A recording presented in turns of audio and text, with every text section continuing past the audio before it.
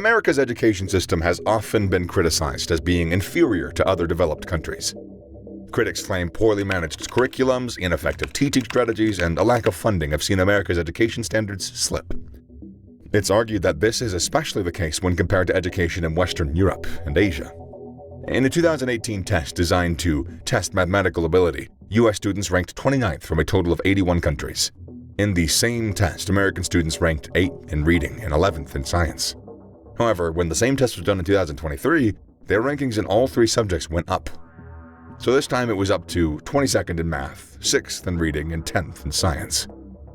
Which begs the question, is America's education system really that bad? There are certainly some key areas that need addressing, and there's a lot to learn from other countries, certainly, especially in Europe, and how they manage their education systems, but it should be remembered that America has a large population in comparison to most other developed countries. We have more people, meaning that standards can fluctuate from region to region. For example, in international reading tests, students in Massachusetts, Connecticut, and Colorado were right up there with the top-ranked countries like Canada and Finland. They even outperformed students from the UK. Students from these states also ranked highly in math, revealing that American education standards vary around the nation. They vary a lot. There are some further overlooked upsides to the U.S. education system. It offers some unique benefits, such as cultural diversity and freedom of expression. Plus, the often criticized international test rankings are on the rise. Still, let's look at what the main flaws are with schooling in America and what can be done to fix them. One of the biggest problems to address is a teacher shortage. In 2023, 86% of schools across America said that they were understaffed. In a recent survey of schools in 37 states, the teacher shortage had increased by 35%. Schools from elementary age all the way up to high school have struggled to hire teachers, and the effects on student learning are very telling. Without enough qualified teachers to cover a subject, schools are forced to expand class numbers, go to online lessons, and in the worst-case scenarios, hire underqualified or inexperienced teachers. Long-term substitute teachers don't need a college degree or even teacher training, just a willingness to work and collect a salary. The lack of complete and experienced teachers in the classroom is very obvious. Many American students simply aren't being given the lessons and the guidance that they so desperately need, but why is there such a shortage? Salary. Salary is a big factor. The average public school teacher earns around $65,000 a year. That is $20,000 lower than what other master's graduates earn.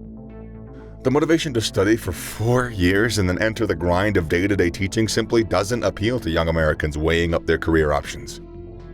Another serious issue affecting American education is a lack of sufficient funding.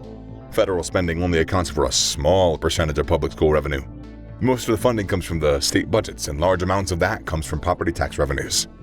Which means that lower socioeconomic areas are automatically at a disadvantage because they are unable to come up with enough property tax to support school funding.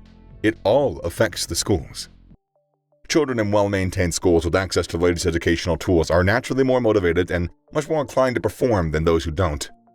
Societal problems can also have a flow effect on the education, rising levels of poverty being a whole new set of issues. Statistics show that people living in poverty in the U.S. have risen from 7% in 2021 to around 12% in 2023. Students from underprivileged backgrounds are far more likely to attend schools regularly and afford basic materials and even lunch money. These problems can then lead to other serious issues like violence and bullying, all of which have massively been detrimental to the education system. So what happens when students actually sit down for lessons? That's another point of contention. For example, a lot of people argue that American students simply aren't being taught enough of some subjects, while other subjects aren't being taught correctly. A classic case in this point is geography. Geography is undeniably important in developing student awareness and understanding of the world that they live in, and yet it's seriously neglected in the majority of states.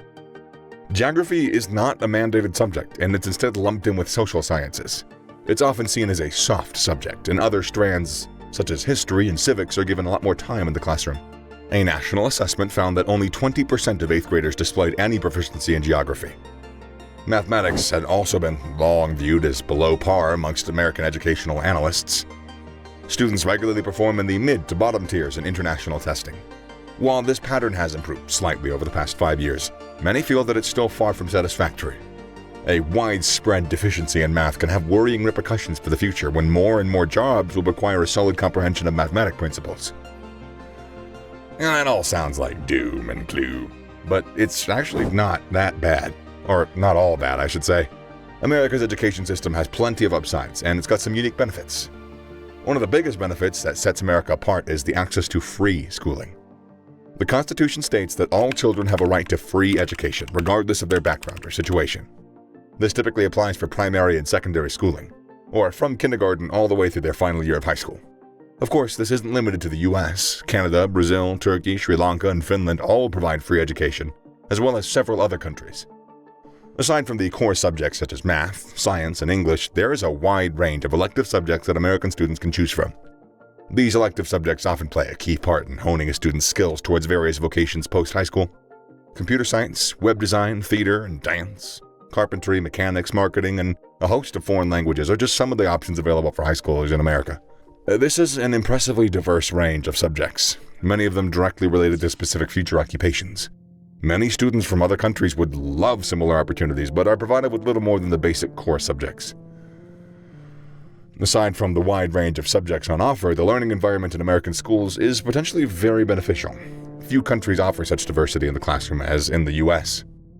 Students from a wide range of cultural backgrounds mingle together, and tolerance and freedom of speech are two key values constantly instilled. Students are generally encouraged to express themselves and voice opinions in the classroom, and there are a plethora of extracurricular activities that further encourage such freedom. This is seen as crucial for students to be able to make the transition from school life into America's culturally diverse and progressive thinking workplaces. One benefit that U.S. schools offer for students coming from low socioeconomic backgrounds is the opportunity to excel at sports. The U.S. is renowned for being a sports-mad nation, and the chance to make a career from any number of sports is a very big carrot for millions of young Americans. The massive revenue available to be earned in American professional sports means that that's a real career option for a lot of students, and a huge motivation to not only attend, but to do well at school. And it's important to note that most of the criticism leveled at American education relates to K-12. American universities, on the other hand, are viewed far differently. They consistently rank among the world's best, and they attract the best. The flexibility and diversity of study programs are a massive drawcard for both the students in the US and overseas. American universities receive excellent funding for research programs, so students know they'll be learning the exact skills that they'll need when they enter the workforce. Perhaps most importantly, American colleges maintain high academic and teaching standards, which creates a healthy competition for the best of the best to attend. The downside is that American universities are seriously expensive, with annual tuition fees usually over $20,000. However, many feel that this is worth the cost, considering the strong global reputation of U.S. colleges. In addition, while the American K-12 education system has been much maligned, there are still the glass-half-full believers who think improvements are possible. So, what can be done? The most obvious start is to boost federal funding to public schools. The spending would have to increase significantly, however, if it's to make a difference. On average, federal dollars amount to less than 10% of each state's funding. Increasing teacher salaries is furthermore a must. Without skilled and motivated teachers in classrooms, education standards are very unlikely to improve. Teachers in countries like Finland and Hong Kong are respected as professionals, making a valuable contribution to society. It's unlikely that young Americans share a similar view when deciding on their career paths. Also, learning from how other countries educate their children can't do any harm. Tweaking certain methods and ideas to suit American schools could be very beneficial. For example, the traditional style of learning math by memorization is due for an overhaul. Countries that rank highest in math tend to slow the process down and treat math as a language, dealing with concepts with real-life scenarios.